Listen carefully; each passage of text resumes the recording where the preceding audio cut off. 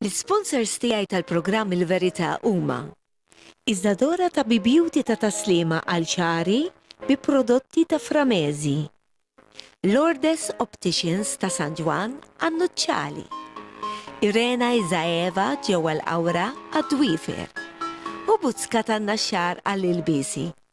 Nirringrazzjahom minn qalbi.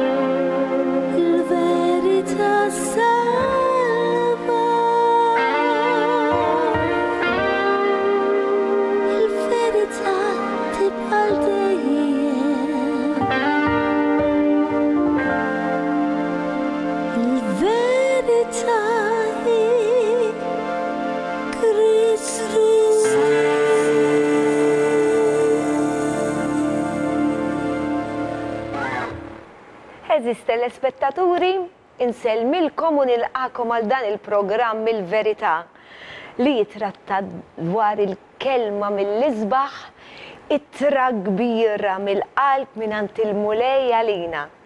Xi ġmiel. Nirringrazzjakom tal dan il-programm li qed jidħol ġewwa djarkom.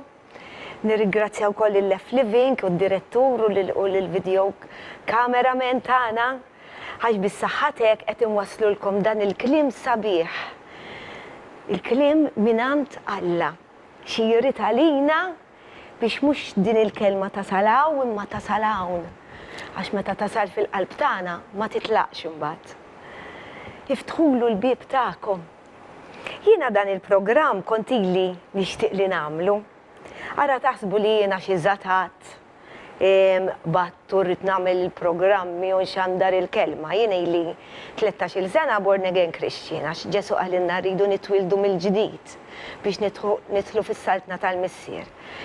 Sintendi għandi l-pastor li jmexxini u tgħidx kemm jallimna.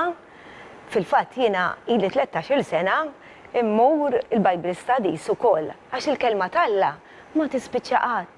Dejjem ngħidilkom dan il-ktieb huwa ħaj. Ħaj. Għax Alla huwa ħaj. Allura din il-kelma tibqa' hemm sal-aħħar tad-dinja. Sal-aħħar tad-dinja hemm f'dan il-kliem, f'dan il-ktieb. U il-ġimgħa l-oħra waqt li konna waqt il-Bible Studies, ġi dan il-kliem sabiħ. Bħas-soltu. Għax dejjem sabiħ ikun minant Alla. Anka meta jweddibna x'ikun għal-ġittana. Dan huwa kapitlu minn Iżajija, kapitlu 58, u nixtieq naqralkom naqra din, imma aqrah kollu intom, ħalli taraw is-sawma li xi jfisser Alla, xi jridna meta aħna nsummu, mhux per-każu ma neħdux xi laħam, jew ma nafxiex, imma li ngħinu l-ħaddieħor li konna l-qalb u ġenerazzjoni, kif taqbad tgħid, inkunu ġentili għal ħaddieħor, nippruvaw nidħlu fiż-żarbun ta' ħaddieħor għalkemm ikunu edewwa tagħna, min jaf għaliex jagħmlulna hekk, min jaf xi jkunu għaddejjin. Nippruvaw ikollna dil-kompassjoni, din hija l-kelma li ppruvajt ngħid. Meta jkollna l-Alla ġo fina permezz tal-Ispirtu Santu, aħna mbagħad ikollna dil-kompassjoni għal ħaddieħor li nkunu nistgħu naħfru wkoll. Imma raw xi ġmiel ta' dal-kliem li qed jgħidilna Alla lilna, imma rridu nobduh biex ikollna dan kollu. Mela, minn vers 8, imbagħad ifittx bħal żernieq id-dawl tiegħek u malajr talaqlek il-ġerħa tiegħek, għar xi ġmielta. Quddiemek timxi l-ġustizzja tiegħek. U l-glorja tal-mulej timxi warajk. Dan li nħoss jiena u dan li nixtieq li intom tħossu wkoll għad baqali ta'. Jekk biss issejjaħlu iwieġeb il-mulej Jekk tajjatlu jgħidlek hawn jien irrid relazzjoni dak kull ma jrid jaħsra, mhux li ngħidu dak it-talb repetittiv. Relazzjoni kif jien qed nitkellem magħkom, hekk jixtieqkom li intom titkellmu miegħu. Dak li jrid, dak. Jekk tneħħi minn nofsok il-moħqrija, ma tmiss subajk u ma tagħmilx deni bil-sinek. Jekk int qalbek toħroġ mill-imġewwaħ u xabba qalb li mnikket, imbagħad id-dawl tiegħek ifittx fid-dlam u s-swit tiegħek ikun bħal nofsinhar u l-mulej jibqa' jmexxik għal dejjem. Qed li il-bart. U jxebbalek qalbek fl-imkejjen nixfa u jsaħħaħlek għadmek. Xi tridu iktar minn hekk? Int tkun bħal ġnien fis-saqwi. Fil-għajn tal-ilma ma jonqos qatt u jerġgħu jibnuk mill-ħerbiet tal-qedem, mill-ġdid int tibni s-sisien tal-ġenerazzjonijiet sħaħ. Xirridu iktar? Eżis telespettaturi ta' F-Living.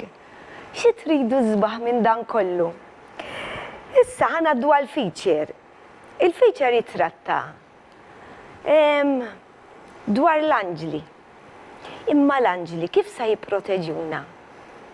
Billi nitolbu lill-Alla.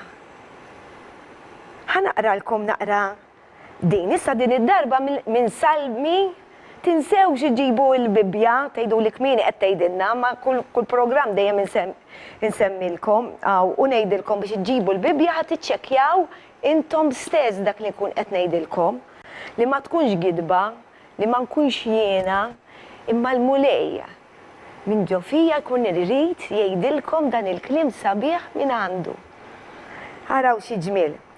Mela, Salm 91.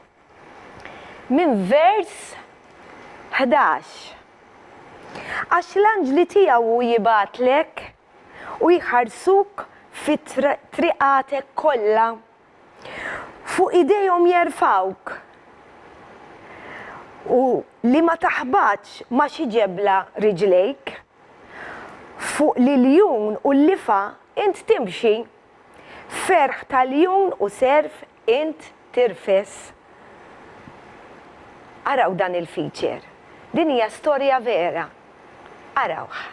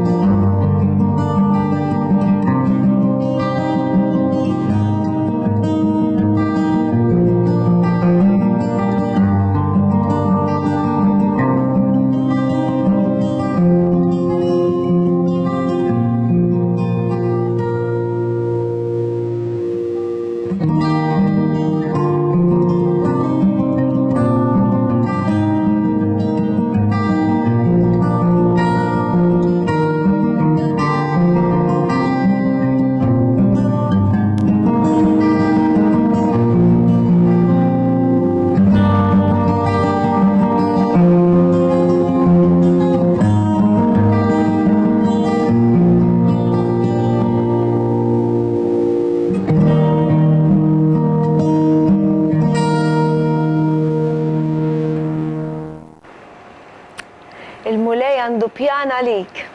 Xi ġmiel. Qed taraw kemm iħobbna l-mulej. Imma rridu nitolbuh. Għalhekk bis-saħħa ta' Kristu aħna nistgħu immorru quddiem it-tron tal-Alla. Flimkien, f'isem Ġesu, għax hekk kallimna Ġesu biex nitolbu lill-Missier tas-sema f'isem Ġesu. Xi grazzja din li aħna nistgħu insem ngħidu lill-Missier Abba Missier. Lill-Alla ngħidulu hekk. Xi ġmiel huwa l-Missier tagħna lill-anġli mhux aħna nitolbu lilhom dirett l-anġli. Le, nitolbu lill-Missier f'isem Ġesu biex jibatilna l-anġli biex jipproteġina. Il-komunikazzjoni tkun mal-Missier f'isem Ġesu. U sintendi għandna l-Ispirtu Santu li jkun ġo fina għal min ikun aċċetta lil Kristu bħala Situ Salvatur tiegħu. U llum l-ewwel darba li iltqajt magħha jien bħalkom it-telespettaturi.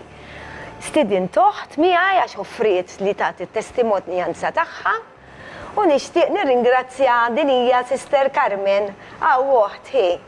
Grazzi tal-li offrejt hija inti Aldo Lombardi u lil-mara tiegħu li tixtieq tagħti testimonjanza u għala le. Aħna tanti konna l-Ġesu ġo fina li nkunu rridu nxandru x'għamel magħna. Dejjem ferħanin. Eżatt, vera dejjem ferħanin. Mela nibdew għax għandna testimonjanza x'meta ntqajt miegħek naqra qabel il-programm kont qed issemmili qed wow, ara l-mulej kif jaħdem f'kull wieħed u waħda minna. Dejjem jekk naċċettaw f'ħajjitna. Tibdili naqra inti kif trabbejt. Jiena trabbejt dejjem fi Knisja Kattolika minn Xkuniti u dejjem kont anzi niġri mal-patrijiet u hekk biex nirranġaw il-Knisja u nagħmlu. U mbagħad ġie żmien li bdejt nikber u intqajt mar-raġel li kelli.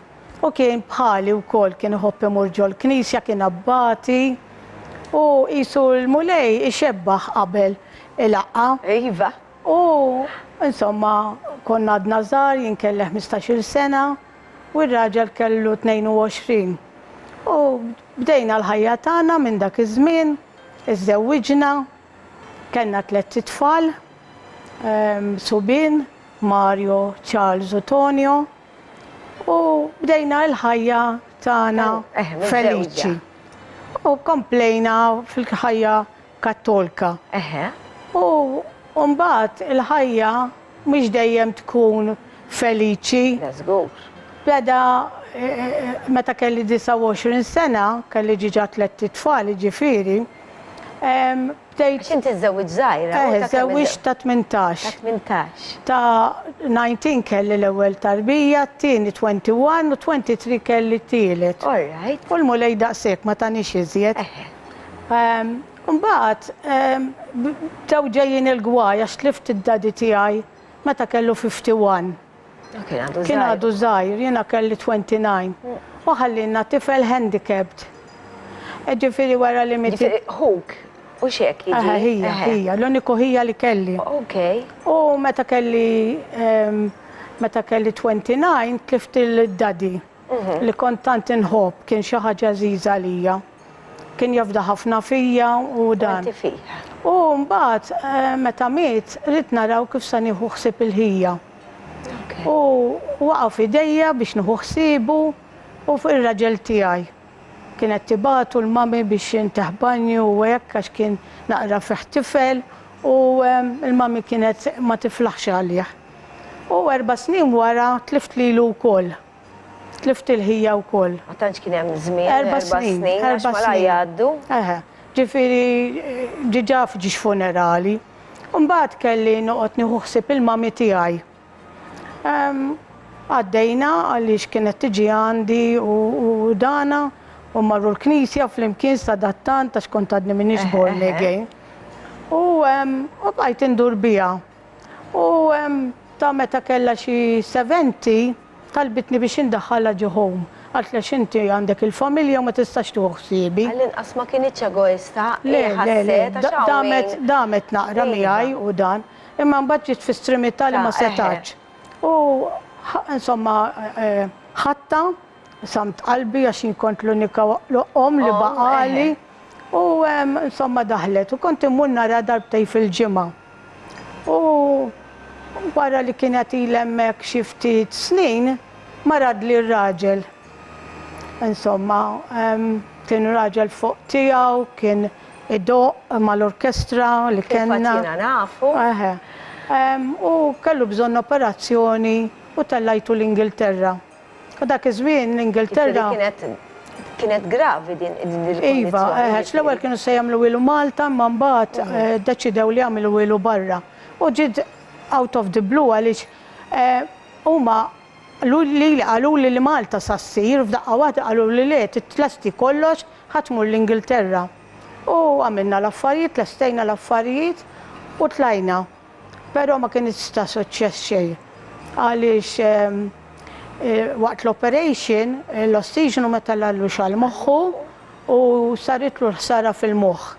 Nixfitlu dopa li kkaġunatlu l-Parkinson's. Imma tista' tgħid biex kien marra tiġifieri għal-ila la tlajtu. Għaliex kellu l-vini qed jistaddulu tal-qalb. Okej, orra. Tal-qalb. Allura kienet naqra urġenti u beżaw jagħmlu ilu għaw. U mbagħad wara li għamilna xi 18 days hemmhekk, niżiltu Malta. Ġifieri ma kien ta' suċċess, u mbagħad kif kienu ġifieri. Għaliex huma ma jgħidulek xejn, però qalu li he's making slow recovery. Okay. U da slow recovery kienet di li kienet ta' tiġi. Marrulu n-nervituri kollha ma' żmien. Ġifieri 18 sena li għamilt marit kelli nieħdu f'ħafna ġifieri sptarijiet kollha dortom ta' Malta. U kien ikun irid imur għat-terapija biex jitkellem, u mbagħad beda ma jistax jibla, irid jiekol kollox liquid. Il-nervituri bdew jaħdmu sakemm 18 years. Imma sadattant jiena il-Knisja meta qlibt biex insir Kristjana ħaniġi għalhem, jiena kont qed infittex għaliex ma kontx qed inħossni soddisfatta u ferħana. Bil-mart tar-raġel qabditni depression u darba minnhom mort infittex biex nieħu xi post. Mela, għax inti qabel il-programm qed li għamiltu kważi sena wkoll ma tersqux lejn il-Knisja. Għamilna xi sena ma konniex nersqu lejn il-Knisja, insomma kont nara li qed jalmuna mhuwiex li hawn f'dan fil-Bibja. Min tiġi li ftaħta kont il-Bibja jew hekk? Le. Kont tħoss? Le, kont inħoss li hemm xi ħaġa li mhix tajba. U darba minnu perslina kont noqgħod għal żmien twil San Ġiljan. Għatlu fettilli mbiħħad id-dar. U rajt li għamilt żball qatt ma rrid nitlaq minnha, imma tant kelli depressjoni qawwija meta rajt li r-raġel ġieni f'dil pożizzjoni li rrid nerġa' qis ninsib xi post xi ħaġa biex tgħid ikollok motivazzjoni jew xi ħaġa. Mort tant persuna, insomma, li tiġi mill-mara tal-pastor tagħna, Pastor Ken, u għatlu għal-ista jkun ma nsiblek xi postu biex nerġa' niġi noqgħod San Ġiljan għattax veru jiddispjaċini li tlaq. Għalli ħanajdlek xi ħaġa, għalli ħallik mill-post. Fetaħ li l-Bibja u beda jurini. Dak kien aġent jiġifieri wkoll? Le, da. Ma kienx jiġifieri sempliċement. U kien Kristjan ukoll, u kien Kristjan. U kif mort għandu ġifieri kont tafu qabel? Le, qisu l-mulej batni għandu. Il-mulej batni għandu. U mort inħabbatlu. Għax kont taf li kun jaf f'ċertu postijiet imma. Le, għax kellu tiegħu personali, kellu xi postijiet personali tiegħu. Personali, orrajt. Allura forsi belli wieħed minnhom. Għax anke telespettaturi jkunu jridu naqra spjegazzjoni biex jidħlu fiha l-istorja. U mbagħad insomma għalli le m'għandix għall-beħ għalli ma ħanawrik xi ħaġa aqwa minn post. U fetħel kien ir-raġel miegħi jiġifieri wkoll. Il-raġel kien fil-wheelchair ġifieri? Le, dak iż-żmien kien għadu jimxi. Kien għadu jimxi batut, insomma. U anki l-Knisja kont bqajt nieħdu xorta jiena. U mbagħad għalli ħan niftaħlek il-Bibja, għalli ħan urik xi ħaġa jisbaħ mill-postijiet. U beda jurini. Għalli inti tmur x'imkien titgħallem il-Bibja. Għatlu le, għatlu ma mmurx. Għalli għax ma tibdix tmur għand pastor kien u insomma. Għatlu eħejjen, għatlu nitħajjar nibda mmur. U bdejna mmorru.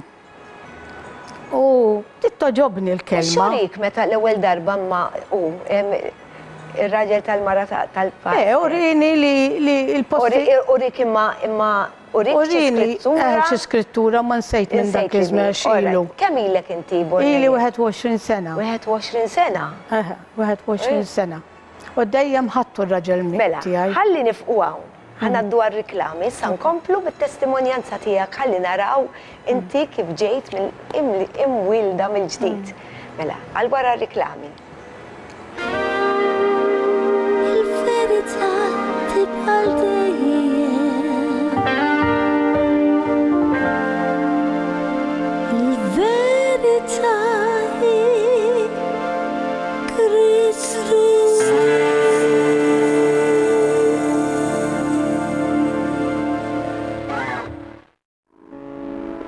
L-sponsors tiegħi tal-programm Il-Verità huma Iżdadora ta' Beauty ta' taslima għal ċari bi prodotti ta' Framezi, Lourdes Opticians ta' San Juan għan-Nuċċali, Irena Izaeva ġewwa l-Awra għad-Dwifer u Buzzka tan-Naxxar għall-Ilbisi. Nirringrazzjahom minn qalbi.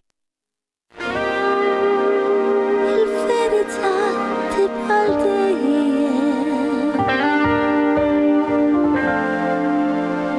Il-verità hi Kristus.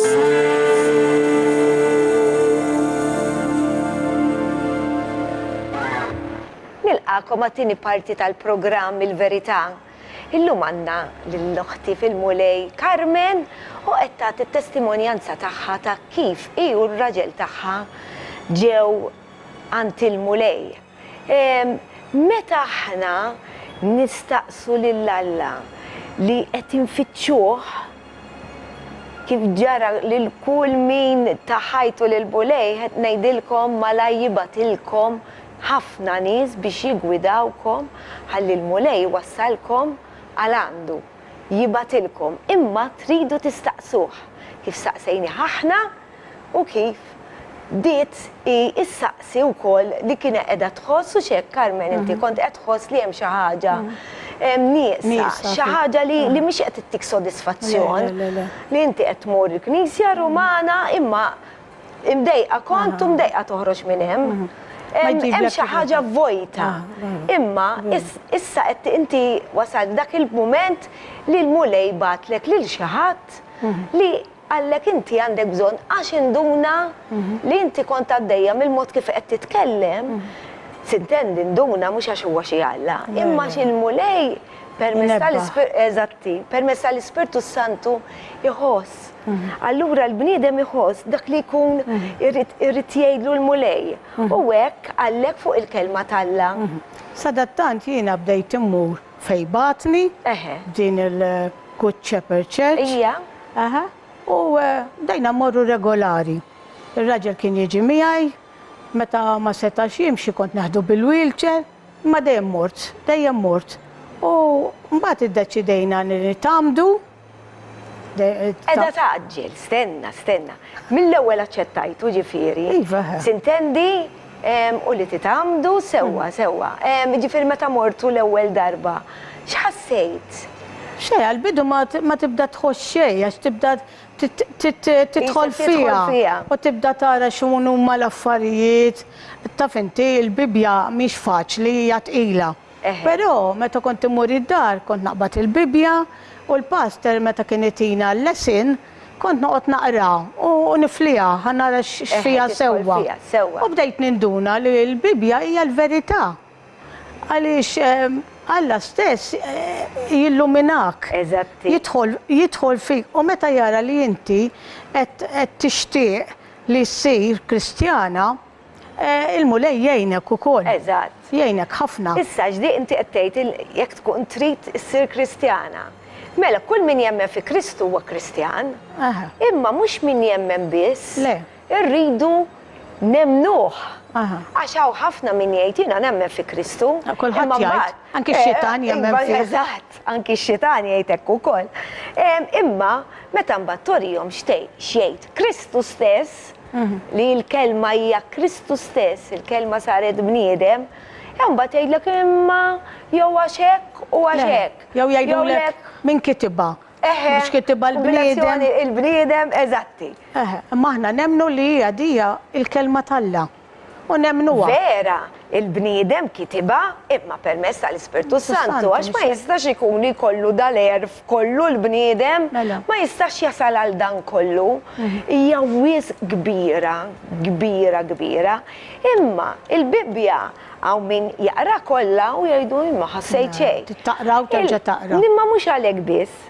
Il-Bibbja mingħajr l-Ispirtu Santu ma nistawx nidħlu fiha. Għax jiena kont naqra, jiena bħal oħti u bħalkom ukoll li tmorru l-Knisja, kont nisma' l-kelma talla, imma kif daħal l-Ispirtu Santu ġo fija.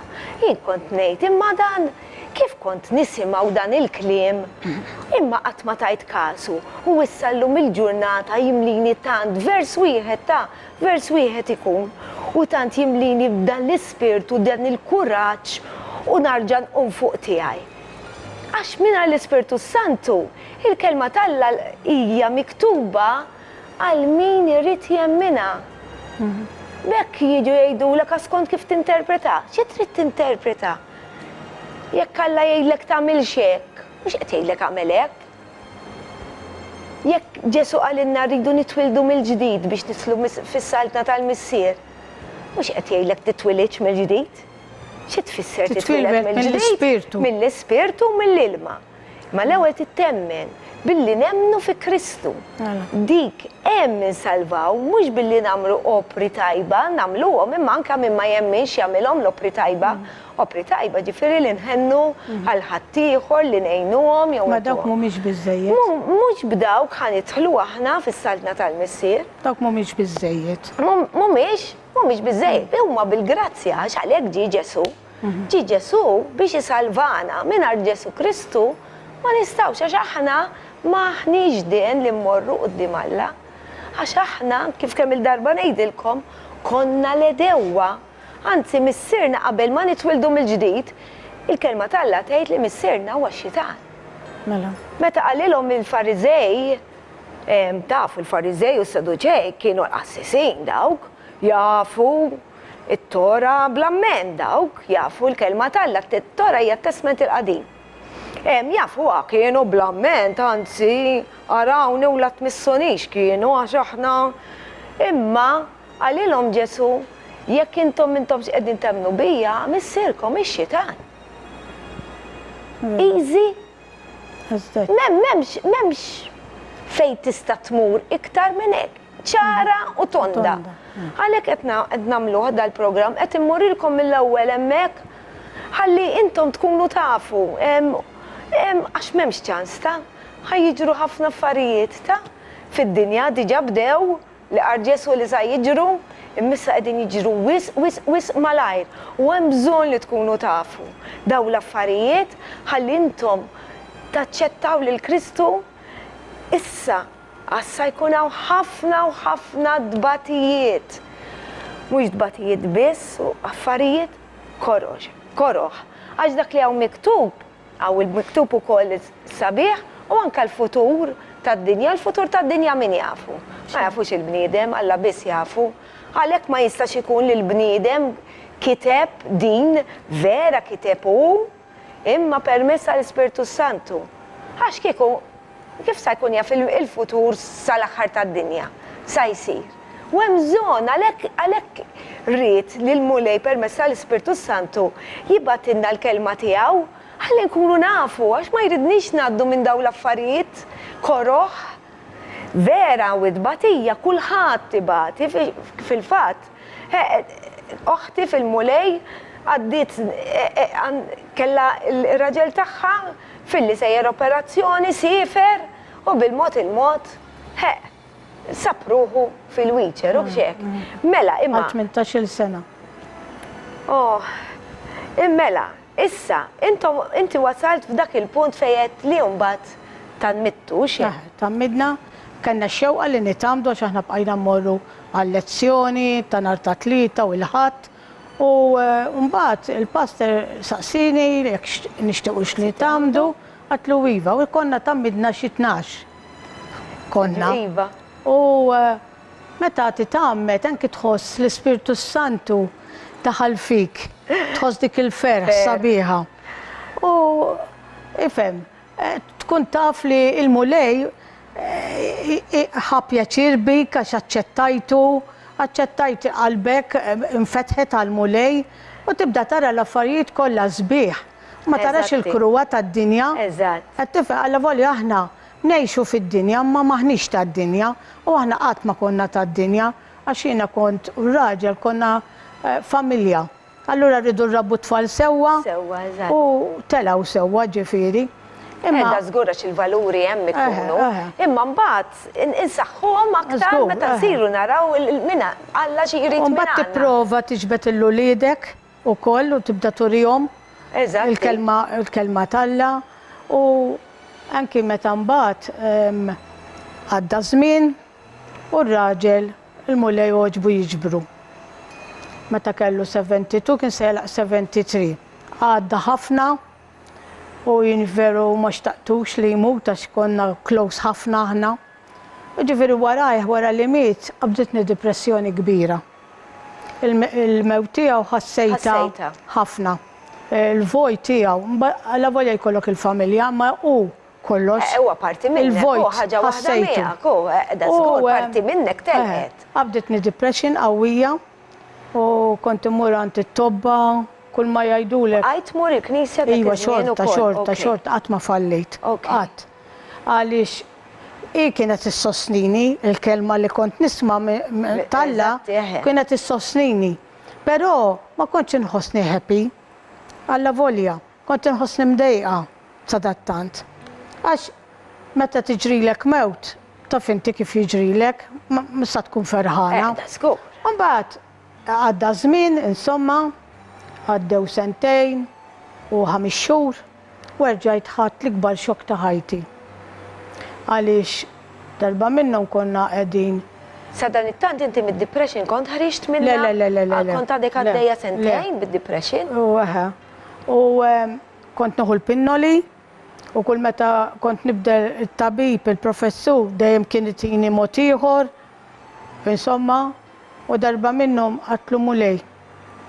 Għatlu kont nibki bil-lejl, noqgħod nitkellem mal-mulej bil-lejl. Kont nħossu tantu qrib tiegħi li kont nħossu qisu qiegħed ħdejja. Għatlu ħaġa waħda nitolbok, għatlu jien la rrideb, la fidda, la flus. Għatlu li nixtieq li tneħħili d-depressjoni li għandi. U nibqa' ngħix kuntenta, għandi lilek u ngħix kuntenta. Imma veru l-mulej semani u sar miraklu miegħi. Għax anki ta' fejn kont imur il-Knisja xi jumejn wara li rġajt attendejt, għallu li ġara għalik Carmen. Qed terġa' titħaq, qed terġa' ferħana. Għattilhom sar miraklu miegħi, għattilhom kont nagħmel lili nitkellem mal-mulej, għattilhom il-mulej ikun jaf minn qalbu hija miftuħa u meta inti tiftaħlu qalbu il-mulej jidħol. Eżatt. Allura rġajt bdejt inkun happy u bdejt iktar nissoċja ruħi mal-knisja tagħna. Insomma, però ix-xitan ma rridx jaqaf hemmhekk, rid iħabbatni iżjed. Naddu tagħmel mill-istorja ta' Ġob aħna. U l-istorja ħanarġa' ngħidha di l-istorja ta' Ġob hija vera. Mhux eżempju, hija storja vera. Vera għadda minn hekk. Aħna wkoll ngħaddu minn dawn l-affarijiet ta' ħaġa waħda wara l-oħra, waħda wara l-oħra. Jien kif mill-ewwel jien kif tajt tajt ħajt il-Kristu, jien minn ġimma wara. Iktar jaqbad magħna. Il-battalja hija ma' xitan, maħna, ma' dawk li huma ta' Kristu, mhux ma' dawk li ma jridux jemnu, dak ma jridek li tkun ħabib mal-mulej. That's go, għax u jridek jaħtfek għalih. Biex iborru l-infern, mux għax jħobna ta' ġifieri jaħtafna li, għax jirina morru l-infern. Biex nitilfu ruħna. Ħanifqu għaw, ħalli naddu għal-riklami, san komplu. Narawkom. Il-verità tibqal dejjem.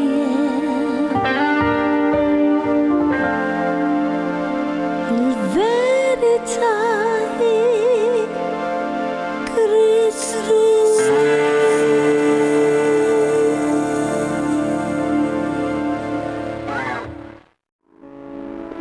L-sponsors tiegħi tal-programm Il-Verità huma Iżdadora ta' Beauty ta' taslima għal ċari bi prodotti ta' Framezi, Lourdes Opticians ta' San Juan għan-Nuċċali, Irena Izaeva ġewwa l-Awra għad-Dwifer u Buzzka tan-Naxxar għall-Ilbiesi.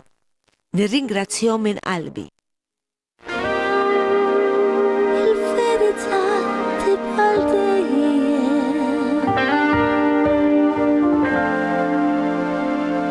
Il-verità hi Kristu.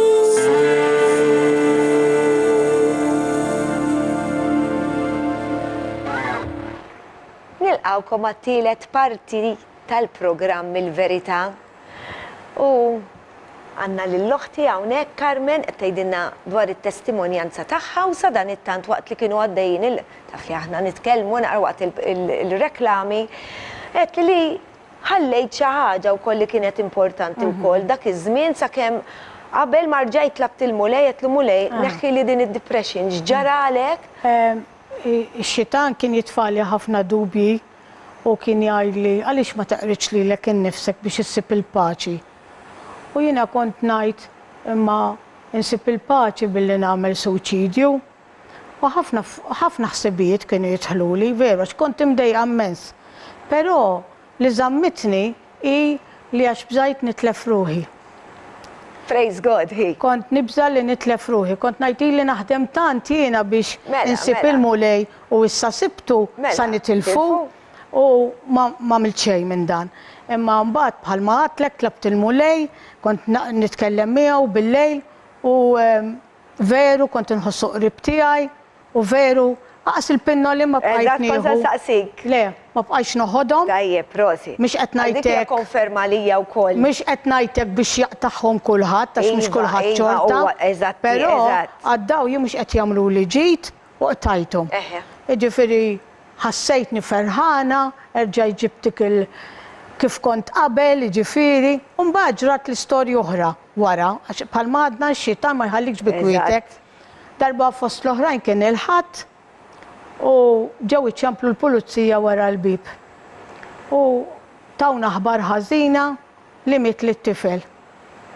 Kellu 45 sena, ma kienx marit xejn, sa lejliet il-ġurnata li miet kien qiegħed jara logħba tal-water polo għax kien dilettant u ġew jgħiduna li sabuh mejjed fuq is-sufan.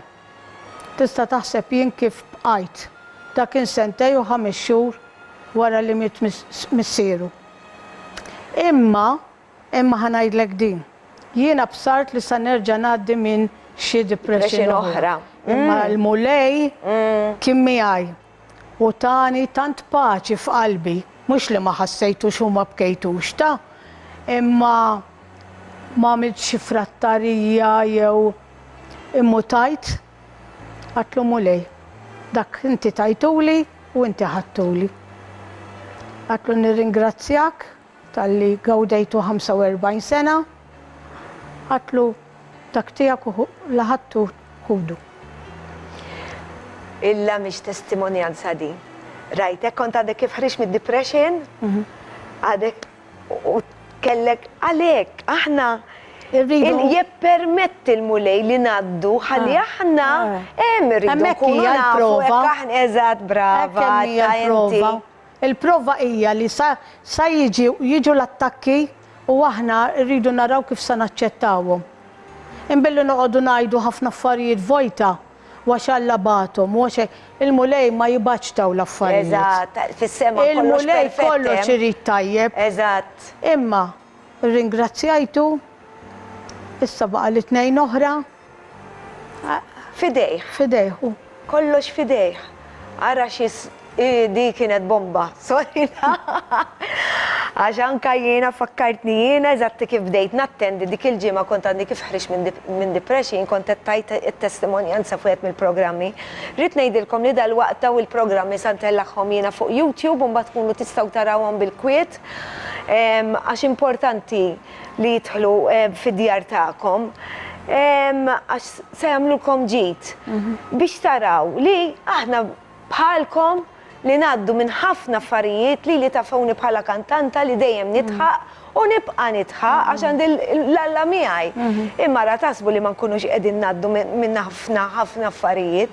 Għax jien eżatti kif bdejt nattendi l-Knisja kont għandi kif ħriġt kienu se jibatuni l-Mawt Karmel jiena kont ukoll suicidal.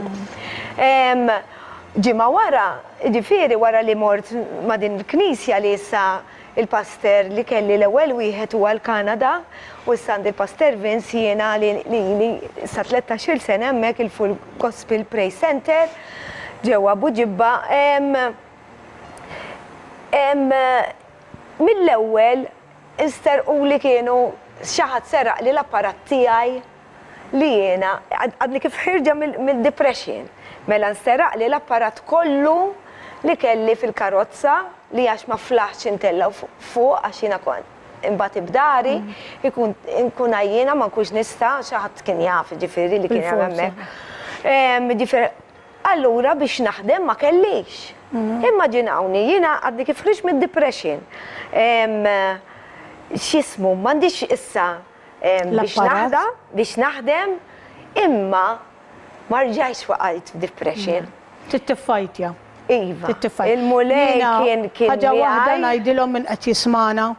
Taqtawx qalbkom kwalinkwa oġġett li jiġrilkom bħalma ġra li jien naħseb jiġrilu kulħadd għax ġieli nisma' aċċidenti u jien jiddispjaċini għal dawk li jridu jirċievu meta jiġu jgħidulek xi tħoss għax dak il-ħin jiena tqajjad tajta u għajjad dak huwa t-tifel tiegħi u daqshekk daħluni ġewwa ma naf xejn.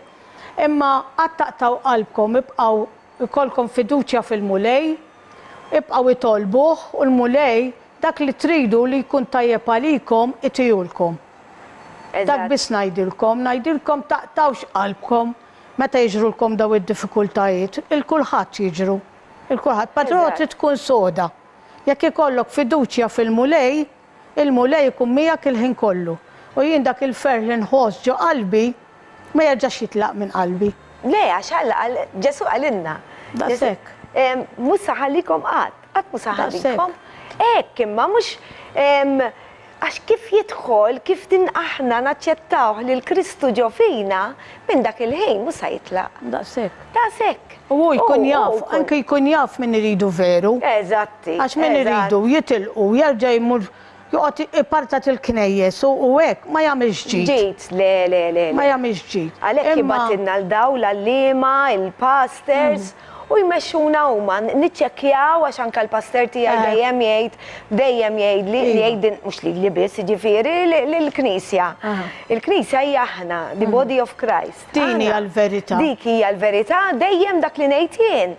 Il-pastor ġifieri iċċekkjaw, jien dejjem niċċekkja Barbara li nkun ġifieri joruna għax ħadd huwa perfett, mhux għax huwa pastor ikun perfett. Il-perfett biss huwa Alla. Mela, jien kont qed ngħidlek inti għandek xi tgħid iktar? All right, dak li kellek tgħid għax nixtieq ngħid naqra minn xi għaddejtu naqsam miegħek u mat-telespettaturi wkoll. Mela, jien ma kellix flus biex nixtri l-apparat narġa'. Kif sa naħdem jien jekk jiena xogħli huwa l-kant. Għalkemm kont nagħlem imma dak iż-żmien kont għaddejja ħafna żmien mhux faċli. Mela, inserta toħti kienet qiegħda tbieħ xi prodotti ġo xi ħanut u il-bosta fej kienet qiegħda taħdem oħti huwa le ħanejdilkom kif inhi. Marret tgħidilha ħares hija għandu l-apparat. Huwa hemm iċer imma tix ngħid il-ħija biex forsi jgħin l-oħtok. Mela, dan tintendi ċempilli għalli Felicien, jekk trid nista' nselfek l-apparat tiegħi għax jiena hemm iċer, jiena dilettant ta' dawn l-affarijiet, mela diġà provdili jiena l-apparat. Mela, jien sa dan it-tant min kien seraqni, kien kisselli wkoll l-steering wheel. Insib l-steering barra li jien insib il-karozza vojta, insib l-steering wheel jien fuq is-sit, maqluħ, għax mid-dera minn seraqni jien. Ridu mid-dera, ridu jieħdu bil-karozza b'kollox. Imma ma rnexxilhomx għax kienet illokjata. Allura kisruli l-steering wheel, mela, jien kelli sintendi ma kelli nikri karozza. Minn tal-lezzjonijiet biex nikri karozza biex inkun nista' naħdem, mela l-mulej jipprovdi li l-apparat b'xejn. Kien hemm min ukoll għallu kemm inti blaħ tajta l-apparat l-Felicien, mela jien kelli biex naħdem. Don't worry, għax ix-xitan ma jkunx irid. Mhux tal-jek, imbagħad jiena għaddejt żmien għall-bidu norqod fil-karozza tal-kiri mal-apparat għax jien wara x-xogħol ma kontx ikun nista' niflaħ. Intella l-apparat id-darandi, ma kellix garax. U kont nagħmel sa xi l-4 ta' filgħodu norqod hemmhekk bl-evening mal-apparat għax kont qed nibża, imbagħad jisirquli dal-apparat ta' ħadd ieħor. U mbagħad kont immur fil-4 ta' filgħodu ntella x'wara mbagħad wara li norqod tarġa' tiġini s-saħħa. Imma x'ġara, kelli niltaqa' ma' ħabib tal-familja tiegħi żmien kbir u qed ngħidlu x'ġaralu ma ġarax. Offri li l-garaxx tiegħu b'xejn. Oħra. Ara naqra biex ngħidilkom jiena meta nibqa' jiena qed ngħidilkom anke fil-Knisja fejn kont immur mhux din, kien hemm waħda ġifieri x-xitan tgħidlek anke l-kelma, anke b'dawk li huma chosen li huma eletti u koll jien qiegħda bihom ix-xitan, kien hemm waħda kien qed tgħidli laqgħet jiġrilek dawn l-affarijiet, sinjal li qiegħda fid-dnub inti, jien kont għadni laqasna bl-istorja ta' Ġob. Ġob kien raġel tajjeb, ġifieri tajjeb, mhux kien perfett, ġifieri bħal Alla, ma kien iħobb il-Alla. Ma kontx għadni naf bl-istorja, immaġinawni jiena, għadni kif sirt born again, tkun għadek baby Christian, u tibda tisma' ejja, x'inhu jiġri, waħda ħaġa waħda wara l-oħra. Imma ili ngħaddi snin ta' affarijiet jiena. Imma meta mbagħad inti tirbaħhom daw bis-saħħa tal-mulej. Daw għadu kien għadu l-bidu ta' jiena u sejra wkoll biex nitgħammet anke l-pumi bdew jiċċaqalqu ma kien lil ħadd jiena qed ngħidlek biex ma mmurx mela. U qed ngħidlek għaddejt jiena bekk qed nieħu pjaċir li għandi naqra dan il-ħin wara t-testimonjanza tiegħek. Kemm ilek inti born again? 21 years. Diġà semmejta 21 sena. Jiena 13. Ili ngħaddi ħaġa waħda wara l-oħra, imma l-mulej meta inti tafda fih, ħanarġa' ngħidilkom, u mbagħad tgħaddi iva tbati, imma toħroġ minnha ver aktar sodi, mbagħad jibda jpattilek ta' għax jibdew ġejjin affarijiet. Għax ngħidlek dejjem poġġejt quddiem għajnejja jiena li aħna maħna xejn speċjali, il-mulej ġie fid-dinja. Seta kien re, kellu l-isbaħ palazz. Imma tagħna eżempju, twieled ġo Maxtura. All right, twieled fqir. U tagħna eżempju li aħna rridu nimxu bħalu. Ġej bata ħa passjoni bħal dik għalina. Eżatti. Ġifieri aħna x'aħna speċjali. Ġesu sar fqir fuq is-salib. Twieled okej fi hemmhekk. Imma mbagħad ġew għalhekk il-mulej bat is-slaten maċi. Li ma kienux tlieta, mimkien li kienu tlieta, ir-rigali kienu tlieta, b'dawk li tawh imbagħad kienu tifsira. Eżatti. Anzi pjuttost hemm fil-kelma talla li Ġesu kien sinjur imma sar fqir fuq is-salib, Mela, huwa ibn Alla. Ma Imma jistax ikun tina eżempju li hu jgħidlek li taqbad is-salib tiegħek Iva. għallhom u imxu warajja. Ġifieri aħna maħni speċjali biex ma jiġrunniex daw l-affarijiet. Eżatt, eżatt. Iridu jiġrunna. Fil-fatt, anka Ġesu kellu Il-mulej tentazzjoni. ma kienx jixraqlu daw l-affarijiet għax kien pur. Kien pur. Imma oġbu li jiġi mis-sema biex jitina eżempju li dan eżempju li aħna rridu mbatu bħalu. Ġifieri mhux xejn speċjali li aħna f'din dinja mbatu. Imbata xu għalinna, ħadbatu, ma jien irbaħt, allura rebaħu, nirku aħna u koll. Rridu mbatu biex mbagħad insibu il-grazzja Ara kem, ara din il-grazzja diġa aħna u koll. Aħna min jitwilet mill-ġdid, il-ġenna jkun diġa bdija minn hemm. Għal kem ikunu qegħdin imbatu fil-ġenna ma ħnissa mbatax fil-fatt Ġesu għalinna. Laqqas dema ma toħroġ minn għajnejkom, dak li hemm fis-sema dawk huma ferħana hemm u jfaħru l-Alla. Ma jafu xejn bidwejja hemm. Jiena meta qabditni d-depression, b'xejn ma stajt insib il-paċi u l-ferħ, b'xejn. Lax. Id-depression xitan ikun ridna ta' kisritni. Ridna misfel. Saħħan sitra laqqas rid tinsajjar, nintefa' fis-sodda, irrid inqum u ma rridx inqum, ma nafsa naqbad nagħmel. Għaddix ħajja jien li qed ngħix xi dwejjaq. Għalhekk imbagħad jiġi ġiġ kellek il-mulej ġo fejk, inti u xorta. Imma jaġa jittakkak, Allura jien bdejt ngħidix ħajja li qed ngħix jiena. Ersaqt lejn il-mulej u tlabtu, għatlu mulej ħaġa waħda nixtieqek li tneħħili di id-depressjoni għax jiena naf xi dwejja għandi. U veru, tlabtu dmuħ niżel minn għajnejja u jisni jien fis-sodda. U l-mulej qiegħed ħdejja. Mhux jisu hekk kien. Imma fil-fatt tant ra il-dak tiegħi kif taqbad tajt. Il-ħeġġa li kelli u nibki ta' li mbagħad kont norqod għax kont ikun naf fil-paċi hekk. Imma qed ngħidlek wara jumejn qomt qisni qatt ma ddejt minn xejn. Qatt ma ddejt minn xejn. Tal-knisja tiegħi fejn kont imur ikun ċeperċer. Carmen, għallu li ġġara għalek. Unbat rawni anki ħbib taħna li kienu jiġu l-knisja qabel u somma ma baqawx. U rawni ek bil-qeda fuq bank. Għallu li għara Carmen, kif saret?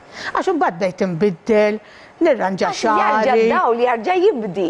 Jibdi ġo xej, meta tkun bid-depression askonta xejt jak innifsek li tmut rit. Tmut. U jina jiddispjaċini għal dawk li jkunu għaddejjin minna d-depression u nitlob għalihom ħafna. Iva fil-fatt edha fi grupp ukoll fuq Facebook. Iwaslek għal biex tagħmel suċidju, Naf, għax jiena hemm ħafna li jagħmlu hekk. Ngħidlek il-verità. Però irridu jkollhom fidi falla biex tirbaħa. Mingħajr Alla ma tistax tirbaħ xejn. Dik hija t-testimonjanza tagħna.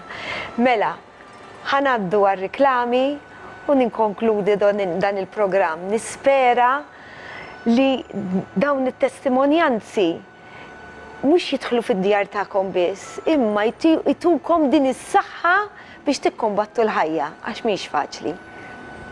Wara riklami. Il-verità tibqa' dejjem. Il-verità hi Kristru.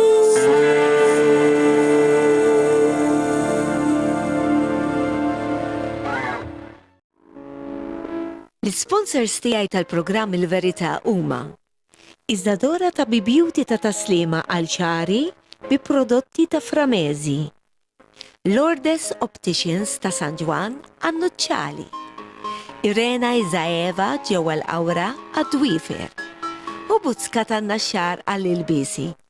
Nirringrazzjahom minn qalbi. Il-verità tibqa' dejjem.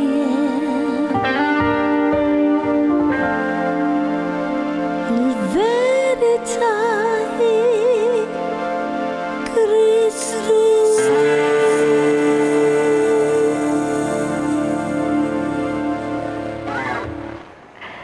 ma'kom għall-aħħar parti ta' dan il-programm. Mela, mill-Bibbja, ejja ħalli naqraw din is-silta. Mela minn Atti kapitlu 2. Atti kapitlu 2. U number 2. mela, il-vers huwa 17. Vers 17. Mela, l-atti jiġu wara l-Vanġeli. Wara l-Vanġelu ta' San Ġwan. Mela, kapitlu 2. Mela, minn vers 17. U jiġri li fl-aħħar jiem jgħid Alla li jien insawwab mill-ispirtu tiegħi fuq kull bniedem u jħabbru wliedkom subien u bniet u żgħażagħ tagħkom jaraw deriet u x-xjuħ tagħkom joħolmu ħolmiet u wkoll fuq il-qaddejja tiegħi irġiel u nisa. Smajtuha, il-qaddejja tal-mulej huma irġiel u nisa. Insawwab f'dawk il-jiem mill-ispirtu tiegħi u jħabbru kif qegħdin inħabbrulkom aħna. U jien nagħmel ġubijiet fil-għoli tas-smawiet u sinjali isfel fl-art. Dem u nar taħen kbar. Ix-xemx tinbidel fid-dlam dan x'għad isir. U l-qamar f'dem. Qabel ma jasal jum il-mulej, jum kbir u glorjuż, u jiġri li kull min isejjaħ isem il-mulej ikun salv. Smajtuha hu? Qegħdin taraw x'qiegħed jiġri jekk taqraw, all right. Qiegħed jiġri ħafna u ħafna affarijiet koroħ li hawnhekk ilhom imsemmijin. Jien 7 snin ilu bdejt nistudja fuq l-aħħar żminijiet. L-aħħar żminijiet mhux tad-dinja ta' għax għad baqala d-dinja, għad baqala. Imma sakemm jiġi smajtuha u jiġri li kull min isejjaħ isem il-mulej ikun salv. Għal din rajtilkom din. Għatu ħajjitkom lil-mulej qabel ikun tard. Għax wara li jiġi Ġesu għall-Knisja tiegħu li jintkom din mhux kollha tafu biha. X'jiġifieri jiġi l-mulej għall-Knisja tiegħu? Ġifieri tfal kollha innoċenti u dawk kollha li taw ħajjithom lil-mulej wara li l-ewwel sa jqumu dawk li huma fil-mulej, li raqdu fil-mulej, li qegħdin hemmhekk ir-ruħ tagħhom sa jqajjimhom. U dawk li jkunu għadhom ħajjin hawn it-tfal innoċenti u dawk li huma tal-mulej sa jinħatfu ħajjin. Tafu għadin? Sa nitkellmu fuqha fil-programmi li ġejjin issa. Imma importanti li tkunu tafuha. Għax wara li l-Knisja tkun maħtufa mill-mulej u aħna mmorru hemmhekk miegħu. Għal ftit żmien għax wara narġgħu niġu miegħu ngħixu hawn imma bil-ġisem glorjuż. Qed ngħidilkom ħafna affarijiet ta' irrid inħallihom dawn l-affarijiet għall-programmi li ġejjin. Sa jkun hawn f'din id-dinja reba sħiħa. X'ikun hawn l-Antikrist u sa jilha ploba kbira. Imma importanti li tkunu tafu x'hawn hawn. Iftħuha, ja ħasra dik il-kelma tal-Alla, iftħuha. Ħalli intom tkunu tafu x'hemm u intom tkunu protetti mingħand il-mulej. Ħanarġa' ngħidilkom, rajtu, kienet saret diġà born again, Christian, u xorta għaddit mid-depression, xorta ngħaddu minn affarijiet, għax la qegħdin fid-dinja d-dinja minħabba dnub insteħtet. Inħabba dnub ta' Adam u Eva, u Adam u Eva vera kienu mhux mudell jew eżempju, anzi hemm il-ġenerazzjoni tiegħu kemm għexe Adam. Imħabba dnub kanna ngħaddu minn dan kollu. Imma il-missier tagħna soluzzjoni li hija Kristu. Kristu biss. Mbagħad Kristu batinna lill-Ispirtu Santu. Ħalli jibqa' dejjem għal-mana fil-fatt Ġesu għalinna fi Ġwanni 14 jien sejjer imma min issa nħallikom il-tema sa nibatilkom lill-Ispirtu Santu. Lill-Ispirtu Santu qal issa jibatilna biss ħadd iktar. Bekk ħajkun magħna għal dejjem. Min jaċċettaħ. Rrid ngħidilkom ukoll ħaġa semmejt inti l-mamudija. Il-mamudija infakkarkom. Mhux il-mamudija salvana, il-mamudija hija talba lil mulej u li nkunu qegħdin nuru lix-xitan u lid-dinja li issa aħna kreaturi ġodda m'għadniex tax-xitan imma sirna ta' Kristu. Insalvaw billi nemnu fi Kristu. Billi nemnu fih, mhux biss, imma nistidnuh ġo fina biex jkollna l-Ispirtu Santu u biex ikun u s-sejt u s-salvatur tagħna. Nieħdu salib u nimxu warajh. Naraw xem għaxu għalinna Ġesu jekk tħobbuni obdu il-kmandamenti tiegħi mhux tiegħi taf li sien. Qed nitkellem għal Ġesu. Mela jekk aħna nħobbuh, nobdu l-kmandamenti tiegħu. Sa kmandamenti għax tgħidu li mela biex nħobbuhom, mela biex insalvaw, irridu nobduh. Imma daw jaħasra l-kmandamenti qegħdin għal-ġittana. Għal-ġittana biex ninħelsu. Ma rridux noqogħdu ngħidu għal-għada. Għax jiena nagħti il-dak tiegħi milli ġrara lili mit-tifel. Da kif raqat u ma kien sa jerġa' jqum. Ma tħoċ ta' l-lum u issa daħna l-qasaħna sija qabel ma kien sa jqum għax-xogħol u miet. U miet, eżatt. Ġifieri aħna għandna il-fidi fil-mulej u nixtiequ li nagħtu qalbna lill-mulej. Issa l-moment dak il-ħin li tixtieq il-xewqa tiegħek. Eżatti. Għaliex għada ma tafx Għax hawn min jgħid l-ewwel issa ħa nagħmelek hekk u hekk ħammur jien naf jew għax xi kultant, mhux xi kultant, id-dnub naraw sabiħ aħna. Dik dak li jiġrilna iktar ma narġgħu nirrepetu, laqas nibdew nħossuh li huwa dnub. Imma aħna dejjem ikun qed ninżlu l-isfel u l-mulej irid itellana għal fuq. Il-mulej ma jgħidlek. Ramlu għallum. Dina bħal ħallil. L-ħallil meta jiġi biex jisir hekk, u issa jgħidlek meta ġej, u l-mulej jekk jgħidilna niġi bħal ħallil. Ġifieri rridu nkunu lesti. Għax xejn jiġi ma jsibniex lesti, aħna mitlufin. Mela, ħantukom eżempju, ħanejdu talba, issa jiena u inti flimkien għal dawk li jixtiequ jagħtu ħajjithom lill-mulej. Aziz missier, grazzi tal-li batt lil Ġesu hawnhekk fid-dinja biex isalvana. Jien irrid niftaħ qalbi għalik, mulej. U rrid nemmen fi Kristu billi naċċettaħ ġewwa qalbi. Għalhekk mulej, Aziz missier, nitolbok maħfra ta' dan kollu li jien għamilt. Aħfir li dnubieti permezz ta' Kristu. Ġesu, iva, jien irrid naċċettak bħala sit u salvatur tiegħi. Irrid niftaħlek qalbi. Nitolbok biex tibat li l-Ispirtu Santu ġo fija. Ħalli tibqa' miegħi għal dejjem. U nitolbok biex tiggwidani fil-kelma tiegħek. Ibat lin-nies, ibat li għejni biex insib knisja fejn inkompli nitgħallem u nkun naf lilek ħalli nkun jien nista' ingawdik u nobdik u nkun naf xi trid int minn għandi.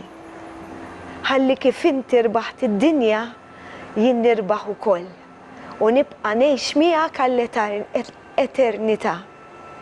Qed nitolbok dan missier f'isem Ġesu, Amen. Amen. Jekk inti din it-talba u wetta minn qalbek, inti diġà kreazzjoni ġdida. Ixxirek x'imkien ara fejn hawn knejjes li ixandru biss mill-kelma talla, illum hawn l-internet hawn kollox, anki jekk tridu tibatuli fuq Facebook private message skont fejn toqgħodu ħalli tkun viċin tagħkom, mhux tarawha bitqila l-kemm hawn Malta ma' imkien il-bot u nagħmlu ħafna affarijiet immorru lemmu l allura l-Alla mbagħad mhux talli għal-Alla biss, imma likom infuskom. Ħamluha din, jaħsra, għadkom ma tafux il-ferħ u kif nirbħu din il-ħajja. Sa nieqaf hawnhekk billi issa ħankantalkom kanzunetta mill-album tiegħi li jisimha The Upper Room. L-Upper Room hija fejn l-apostli, id-disċipli tiegħu, Ommu Marija u ħutu wkoll kienu hemm qegħdin jistennew il-mulej, hemmhekk kienu magħluqin, l-apostli u d-disċipli kienu imbeżżajn, imma mbagħad batilhom l-Ispirtu Santu u ħarġu b'dik il-qawwa kollha ixandru bil-lingwi li ħasbuhom li ħadu l-imbit, imma l-imbit meta jekk tkun fis-sakra ma tkunx taf x'in tagħmel, imma dawn kellhom l-Ispirtu Santu u bdew ixandru u bdejt kemm bdew ġejjin din kollha qiegħda fatti. Aqraw l-atti u taraw kif bdiet il-Knisja ta' Kristu hemm bdiet mill-Upper Room, mill-kamra ta' fuq. Isimgħu għadi.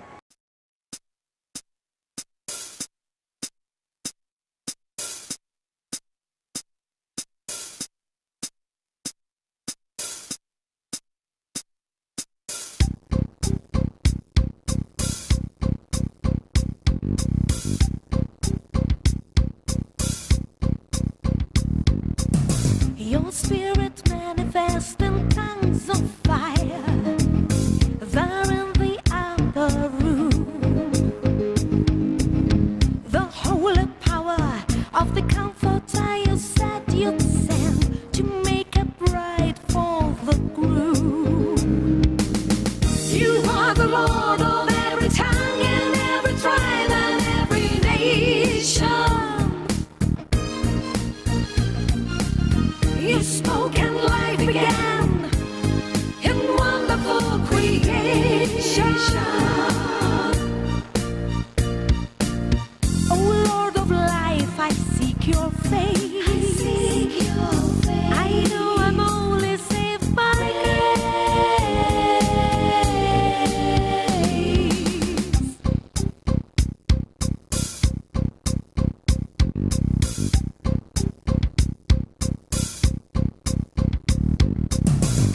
fear was gone and courage filled their hearts to make them strong and bold,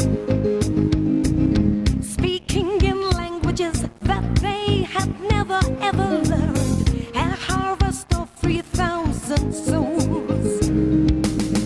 You are the Lord of every tongue and every tribe and every nation. You spoke and life began in wonderful creation. Oh Lord of life, I seek your face. I seek your face. I know I'm only saved by grace.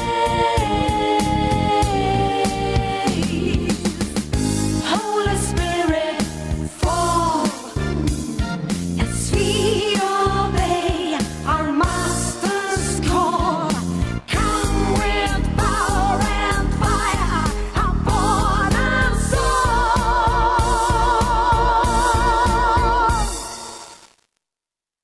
Jesus, you are the Lord of every tongue and every tribe and every nation. You spoke and life began in wonderful creation. Oh Lord of life, I seek your face. I seek